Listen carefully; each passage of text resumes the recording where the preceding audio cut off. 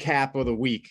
So Monday night, the Toronto Maple Leafs took on the Carolina Hurricanes, and an old pal was in the net. The redhead himself, the Danish man, Freddie Anderson. Yeah, Fred. Yeah.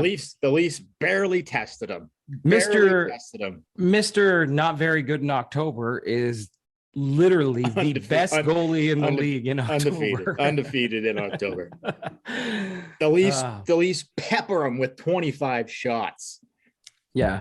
Couldn't really most of those came in the third period. Like the first two periods. Couldn't really even think out of those 25 shots, maybe one or two was a good scoring chance. They didn't have it. Again, Mustache opened the scoring with a nice wraparound. Yeah, nice wraparound, sure. I mean, one of those hard wraparounds where you really got to reach to get it in. And I thought, hey, maybe they might pull this one out, even though Carolina was outplaying them. They couldn't get anything going, but they just couldn't hold the lead. I didn't think that. Carolina's too good a fucking team. But anyway, coming off of the Pittsburgh loss, I was like, I didn't think they were going to beat Carolina because Carolina's a good fucking team. They play hard. Like they're going to outwork the opponent most fucking nights. And so I didn't feel confident the Leafs where their morale was going into this Carolina game. I just thought, no, this is going to be a fucking loss for sure. And yeah, they opened the scoring and then Carolina fucking scores 3 in a row and they get an empty netter. They beat the Leafs 4-1. I did not love I kind of thought lackluster effort by the Toronto Maple Leafs in this hockey game. Did not see a lot of things that I like. Keefe and the players were trying to take positives out of this at the end. I get that. What are you going to do? It's a long season. You got to try to look for something, right? Yeah. But I felt like that too. I felt like, did you not kind of feel like they didn't watch the same game that you watched? Oh, 100%. When Keefe came out and said at the end of the game, well, I don't know how you guys saw it at home on TV, but I saw a lot of good things. I saw a lot of positive things. I was like, I know you have to say that because your team's really fragile right now, but he knew down deep. This was a team who wasn't pressuring, wasn't going to the inside, wasn't getting dirty to get anything done. Go to the inside. Yeah. Okay. Good luck with that. Yeah. So anyway, they never fucking do that. It was what it was. They lost. Yeah. So the sky was falling here in Toronto. 0 for 3 on the power play again for the Leafs. They're outshot 36-25. Carolina had 16 block shots. The Leafs had 9. Other than that, it was pretty comparable. Hits were comparable, but again, they keep putting this puck possession stat up on the screen almost every game now. Like the Leafs are have puck possession a lot more than the other team, but a lot of it is fucking outside. So I just think the number is meaningless. Well, teams have come to learn that that's how you play Toronto. Is you let them have the puck. That's totally fine. You want to dance around the outside and take shots that have a low percentage of being scored, shots from way outside, point shots. Go ahead and do that. And we'll just wait and capitalize on a 2-on-1. Or Carolina played it perfect. Like, honestly, the way the Leafs always talk about how they want to play, if you go back to even when Babcock was here, and not just Keefe, but the coaches always talk about how they want their team to look on the ice. Man, that is how Carolina looks. I don't know what Rod Brind'Amour has got going, but he's got that team buying into the perfect system. He's really gone. When he was hired as coach, I was like, oh, Rod Brind'Amour, old player, we'll see. But he's a hell of a coach, man. Oh, he's great. Hell of a coach. He's great. Great coach. One of the best in the league. I don't think he gets enough respect. He's never talked about to coach, at Olympics or world championships and stuff like that. But he is a really good coach. Did he win the Jack Adams last year? I kind of think he did. I don't have it in front of me, but I kind of think Brind'Amour won the Jack Adams last season. I don't know. I can't remember. If he did, he deserves it. He's a very, very good coach. 100%. Love. He deserves more respect. Animal, that guy. So the Leafs lose 4-1. So, and that was their 4th loss in a row. So just was not looking good going into the Chicago game on Wednesday. And I don't know, man. Chicago hasn't had a lead all season. They haven't won a game all season going into this game. And in the first intermission, it's 2-0 Chicago. So like, I what know, the? I know. It's like, what the fuck is with these motherfucking I guys, know. man? What It's is like with these it's fucking like the guys? Leafs. The Leafs are the remedy to your problem. You haven't had a lead all year. Well, you're going to play Toronto. You'll get your lead tonight. You get to play with it. We should just quickly touch on the fact that everything's swirling around Chicago Yeah, right now at this time. huge scandal and all that. So you'd think like ripe for the picking, right? Like, Yeah, what? ripe for the picking. Haven't won a game, like No, haven't had a lead. Like the like list goes on and on for their star players, Taves and Kane. Kane didn't even play, but Taves is under the microscope with the whole Kyle Beach situation sure. going on in Chicago. And here at the tip in, we 100% support Kyle Beach and being courageous for coming out and doing what he did. But this was a game that Toronto should have won easily. Like, yeah, I mean, they should have come out and been like, all right, this is our game to just get everything going, get the 2 points and go out. But of course, they got to make it hard on themselves. So they're down 2-0 after one. dude, fucking okay. They outshot the Hawks 40-29 in this game. Blocked shots, though, the Leafs 6, Chicago 23. Like, I don't know. Anyway, take what you want from those stats, but whatever. And again, the Leafs 0 for 3 on the fucking power play. 0 for 3 on the fucking power play. It did look a little better, but then you have to take it with a grain of salt because you're playing Chicago, who hasn't won a game all year. So exactly. So and we should state how great Jack Campbell was. Yeah, Campbell. Without Campbell, this game could have been ugly. They could have lost that game. So the Leafs end up winning in overtime 3-2. Camp scored in who got the goals? Or was it 2-1 or 3? It was 3-2. It was 3-2 in right? overtime. Who got the goals? Camp. Well, we should say all the goals were backhanders. Yeah. Every single goal came off the backhand. Yeah. So JT scored on a backhand. JT. Camp tied it 2-2. Nylander with the winner in overtime. And Camp's goal, where he just kind of ripped it at the net with a backhand. Did you not kind of feel like that's the type of thing that has not been going the Leafs' way this year? Like just those goals that really shouldn't go in.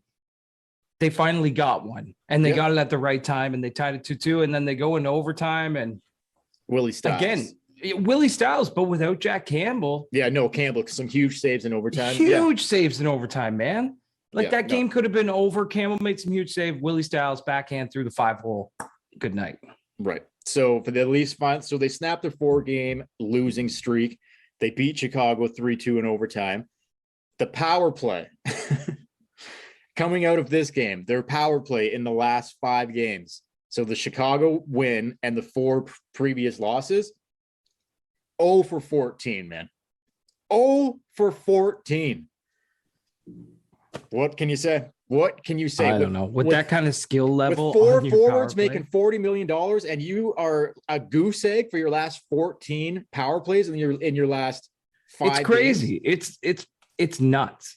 It's nuts that this power play can't get going. And to be perfectly honest, and you'll probably agree with me on this, the second power play looks better than the first power play. Maybe not as it doesn't look as it doesn't look as fancy. Yeah, but it's just shoot, grind for a rebound. Shoot, grind for a rebound. 100% agree. 100% and we'll get agree. to who scored a power play goal last night in the Detroit game. But anyway, Leafs went 3-2 against Blackhawks. Yeah. So they break the losing streak 3-2, and they head home for a 5-game homestand starting Saturday night, last night, against the Detroit Red Wings. And what do we got here? What do we got?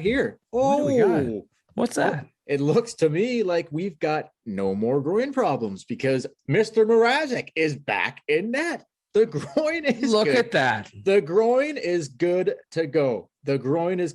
So that was a positive for me because there's nothing worse than a groin injury keeping you down. So no, I was surprised. That it was a little early for me. I thought he would be out longer. Yeah. But with that being said, and groins. Of course, man. I thought. I mean, if you think he's early, then he's definitely early. 100%. So I was surprised to see him back. Now I'm glad the groin's looking good, but Mrazek, Yeah, but can you really blame him? No, I guess not. Like he played 2 periods. He got a groin injury. It's going to take him a little bit to get into it, but still, it was better than having Hutch in the net. Yeah, no, for sure. And we got and he got out of the game without pulling his groin. Yeah, that's good. So he lives to fight another day. That's good to see. And we got a healthy scratch. First healthy scratch of the season. Justin Hall. Yeah, Justin Hall takes the seat. We didn't even mention Austin Matthews going at Justin Hall in the Chicago game. Yeah, because just some bad, like around the blue line. I think he went offside. Lazy fucking plays, man. Matthews is open on the wing and he turns back, and I don't know. Hall has been terrible this year. And I'm not a huge Justin Hall guy. You can go back and listen to this podcast. I've always stated I don't believe he's a top 4 defenseman on a Stanley Cup contender. You're probably right. And he kind of looks at it. Now I've heard that he's been sick or he had like an illness or whatever that kind of really took a toll on him. Right. So maybe I give him the benefit of the doubt, but he's looked brutal this year. And I think it's dragged Muzzin's game down because he makes Hall look good. Well, on a regular basis. I would say to that as well is that I don't think Muzzin's played that great either. No. And if Muzzin's not playing good, then that's going to show in Hall's game as well. It really exploits Hall when he doesn't have a 100% Muzzin beside him. Yeah, you got to have 100% Muzz or you're fucked. Oh, man. You got to have a strong Muzz. So I don't know. Do you think Hall, what do you think here? Is this going to continue? Was this a one and done? He'll be back in? Okay, but so we'll get into the Detroit game and what happened. But what happened was Dermott went and played in the top 4 in Hall's absence. Yeah. And guess who was pretty much benched after making a couple dumb plays in the game? Travis Dermott. Got benched for a few shifts. Well, here's the thing. I don't know, man. Okay, here's the thing. Travis Dermott, I'm sorry. He's not a number fucking 2 defenseman. Why don't you just put Sandin up there? Really? No, I know, but don't you think Dermott has played more games? He's kind of earned the right, at least the shot. Shot against Detroit on a Saturday night. You're putting him in because he's never going to be a number 2 defenseman. At best, he's a 4, and you are putting him in a position to fail. Putting him there right off the fucking hop. He can't fucking play 20 minutes a night with more, or 25 minutes a night with Morgan Riley. He can't. It's just fucking dumb, man. I get Brody and Muzzin giving that a look. I don't have a problem with that as a shutdown pair, but if you're going to put anybody up there, put Sandin, because realistically, Sandin's not a fucking 5 or 6. He's probably a 1 or 2. So he's a guy that could be in that fucking spot. I don't know. That's my fucking opinion on that. Yeah, no, I totally agree with you. Sandin is the better of the 2 defensemen, but I just think Travis Dermott's been in the league longer. He's played more games. They were giving him a shot. Yeah, fair enough. They were just like, hey, this is your shot. It's a Saturday night. It's against Detroit. Let's see what you got. So we'll see. I mean, Justin Hall's getting back in this lineup. The team went out of their way to protect this guy. I know. They protected him. So, of course, he's not long-term. Yeah, he'll probably be back in on Tuesday. They protected him in the expansion draft. They're not going to keep this guy a healthy scratch. Although maybe Keefe is just I don't give a shit if you protected him. No, I think their best options here for personally – just go run it back with the same guys on defense, the same lines, and just get them to fucking figure it out. Get Hall and Muzzin, put them back, get them going. Brody back with Riley, get them going, and then whatever you want to do on the bottom pair. If it's benching Dermott or sitting Dermott, I wouldn't mind giving a look to Liljegren and Sandin as a pair and sitting Dermott out for a fucking while. Let the 2 kids get some chemistry and give them let them grow together for a couple seasons, and maybe they can. Yeah, I don't know. I'm kind of. But this isn't the time to. This isn't the time to do that. It's just not the time to do that, man. Well, okay. What? Take Dermott out and give Sandin and Liljegren a look for a stretch of games? I'm saying this defense is kind of. Last year, last year the defense was so good and it was so solid. Maybe it's the same defense other than one guy, and they look completely different. They're not playing very good this year. And I don't know if it's the North Division versus being back in the Atlantic. I don't know what it is. But what I do know is this is not a winning defense core. No. So you doubled down on it again. You protected Hall. You were like, this is going to be the thing.